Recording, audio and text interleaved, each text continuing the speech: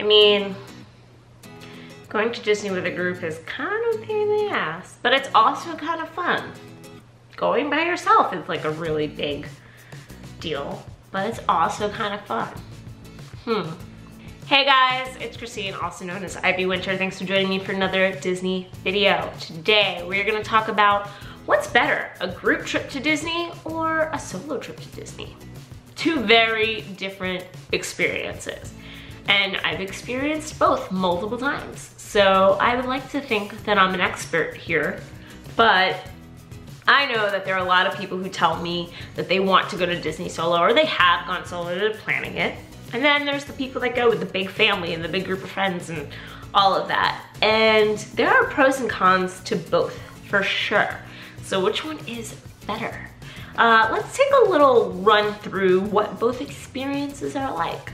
So when you're going to Disney with a group, you always have somebody to share the fun with. You've got all these people who are excited with you, who are going to experience rides with you, who are gonna eat good food with you, who are gonna watch fireworks with you, and you get to kind of have those experiences with these people, feed off of their energy and their happiness, and it's just nice to be with people there. It's like definitely a place that you wanna share your happiness with them, and it's nice to have someone to wait online with. It's nice to have these memories that you make and to have these photos and talk about it afterwards.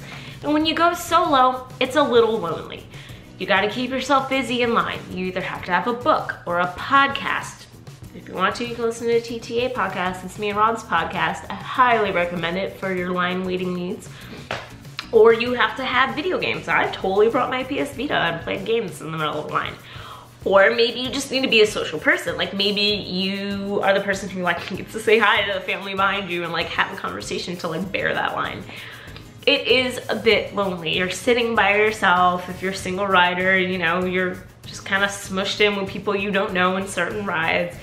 That experience is just your own. You're not sharing the thrill of Everest with anybody else. It's just you know, you're eating food by yourself, which can feel a little strange. So yeah, groups are better if you like that dynamic of being social. If you know, you get a little lonely. If you feel like theme parks are meant to be shared, groups are awesome.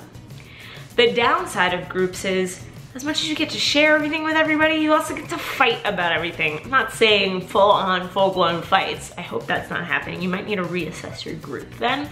But one person wants to do one thing, the other people want to do the other thing. Nobody wants to split up the group, but you know, people don't really want to do what the plan is. You know, you get a lot more of that butting of heads when you've got a big group of people. I mean, it happens anywhere. It doesn't matter if you're trying to figure out brunch. It's like brunch with 8 people is like 6 different ideas of where you should go. Times that by like 20 different things that you do a day at Disney, and it can be a lot. You might feel like you are not being heard, or maybe you missed something you really wanted to do because everyone else wanted to do something else and you felt like you didn't want to split the group. You wanted to spend that time with them, which is fine. When you are by yourself, you can do whatever you want, whenever you want. You can sleep in or you can wake up at the ass crack of dawn and get to the parks right when they open. You can ride all of the thrill rides or just ride one ride 10 times over.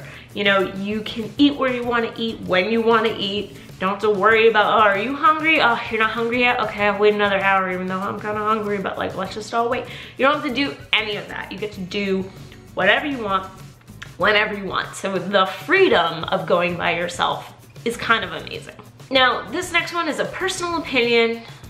Not everyone might agree with this, but I personally think photos are better with others. You know, I have an annual pass, so I get the free photo downloads, and like, yeah, the ones by myself are cool and fun and I like them, but having a boat full of everybody you know on Splash Mountain and having that photo, way more like nostalgic, something I actually want to print out and hang out rather than just like me and Mickey, you know? Again, that's a total personal preference thing. Maybe you go by yourself and like take amazing photos of characters or whatever it might be.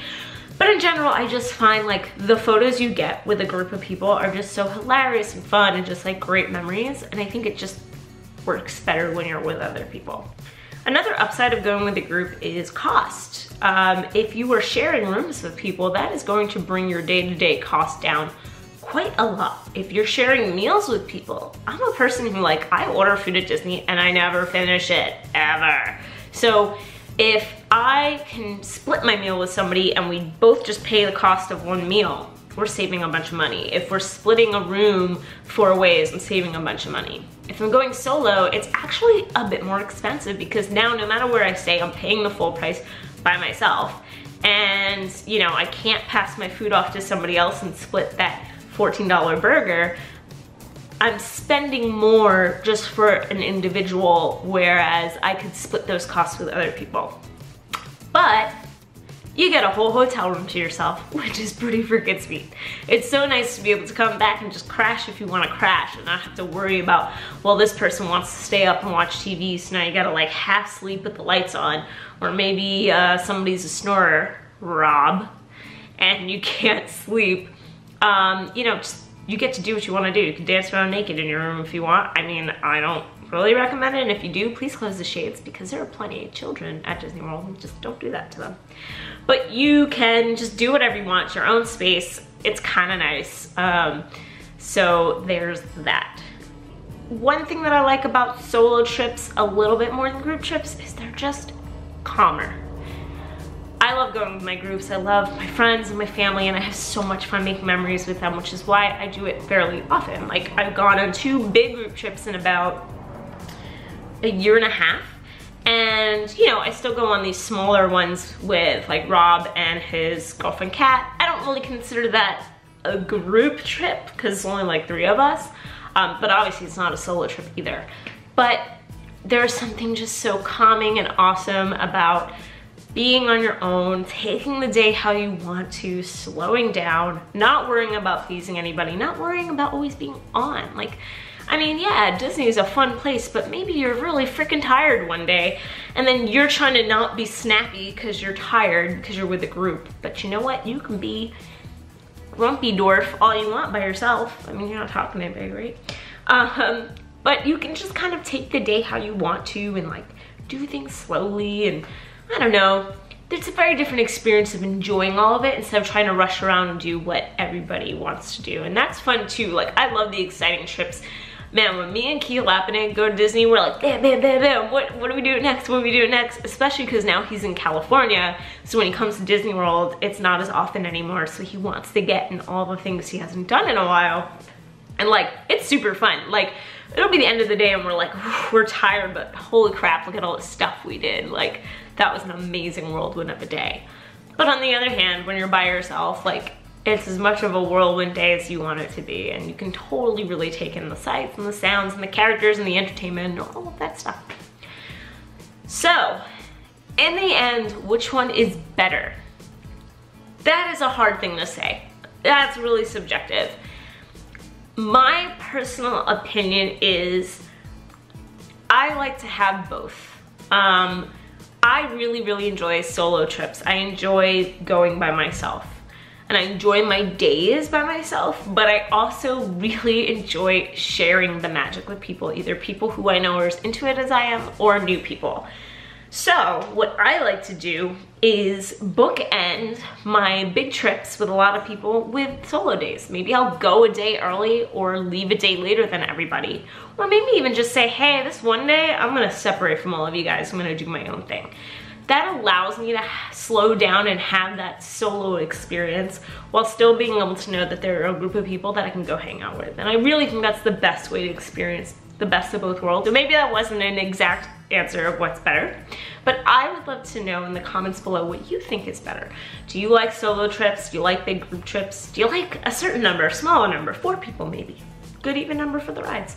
Let me know in the comments below. If you like this video, then like it. If you want to see more content like this, then please subscribe.